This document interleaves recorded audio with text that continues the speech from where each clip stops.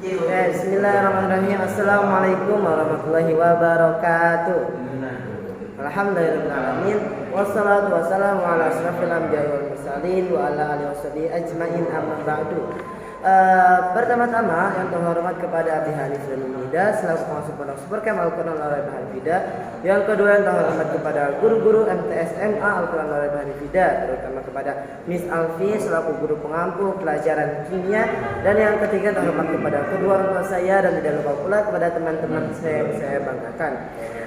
Perkenalkan, nama saya Al-Hikam Tajul Aulia dari kelas 12 IPA, akan mempresentasikan tentang pelajaran kimia tentang kenaikan titik didih larutan dan penurunan titik buku larutan. Nah, jadi yang pertama itu jadi kenaikan titik didih larutan ini bisa diilustrasikan pada tabel seperti ini. Oke, maaf kalau kurang jelas. Jediar. Jadi tadi apa? Oh ya, kenaikan titik didih cairan akan mendidih pada temperatur tertentu.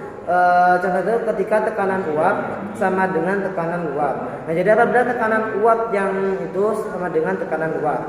Nah, jadi tekanan atmosfer standar itu sekitar 760 mm Hg.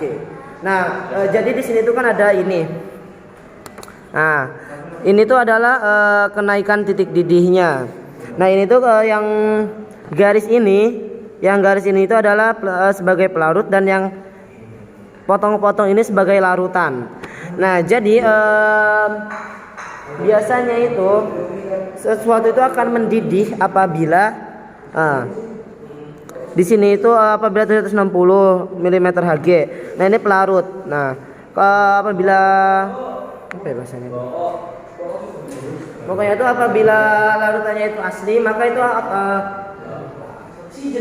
yang larutannya itu asli dengan yang ada zat terlarut di dalamnya itu, zat terlarut di dalamnya itu harus membutuhkan suhu yang lebih tinggi.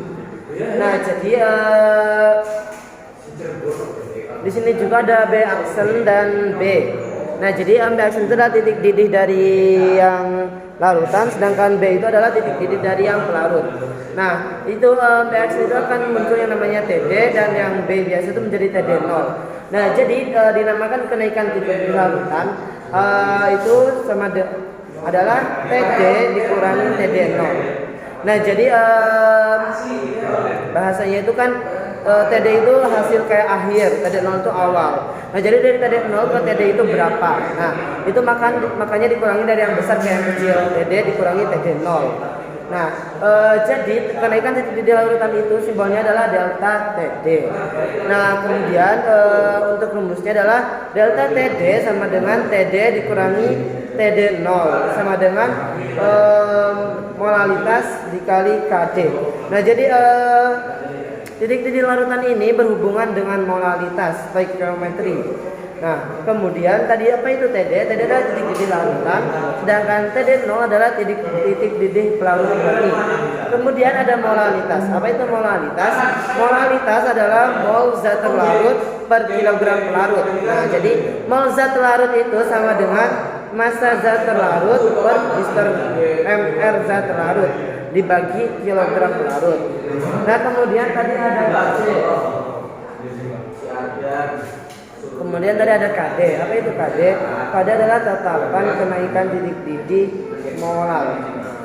Satuannya adalah derajat Celcius kilogram mol negatif 1. Nah, kemudian di sini ada penurunan titik beku. Nah, jadi penurunan titik beku terdapat ilustrasi seperti ini. Nah, jadi ini itu adalah kesetimbangan pada titik beku pelarut. Nah, jadi apabila titik beku pelarut itu setimbang, maka pokoknya sama yang naik dan yang turun.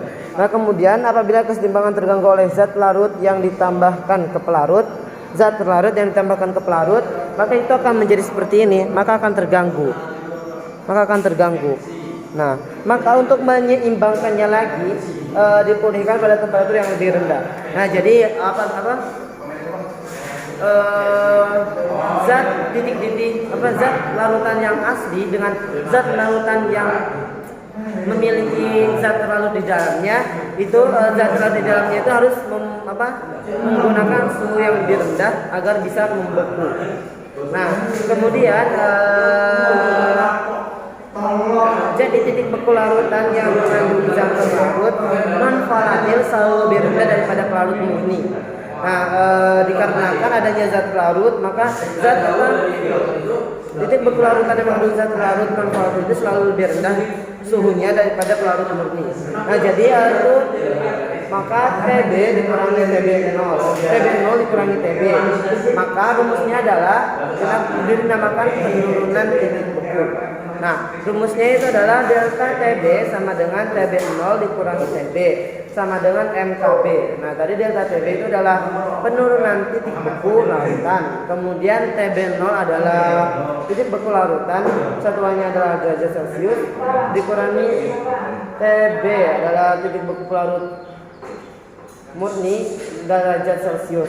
Kemudian M itu adalah molaritas larutan. Nah, jadi molaritas larutan tadi itu sama, rumusnya itu massa zat larut per mR zat larut dibagi kilogram pelarut. Kemudian KB itu adalah tetapan penurunan titik beku molar. Satuannya adalah derajat Celcius kilogram mol negatif 1.